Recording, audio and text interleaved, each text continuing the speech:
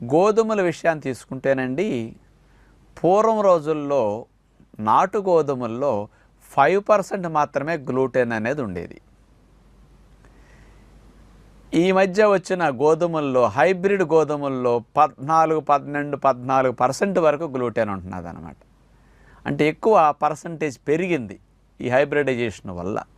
కానీ ఈ రోజుల్లో గోధుమలు కొంచెం ఎక్కువ గ్లూటెన్ కలిగి ఉంటున్నాయనుకోవచ్చు. అసలు ఈ గ్లూటెన్ అనేది చూస్తే ప్రోటీన్.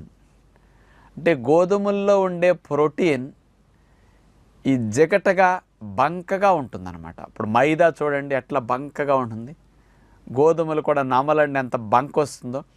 గోధుమల్లో ఉండే ఆ ప్రోటీనే గ్లూటెన్ అన్నమాట.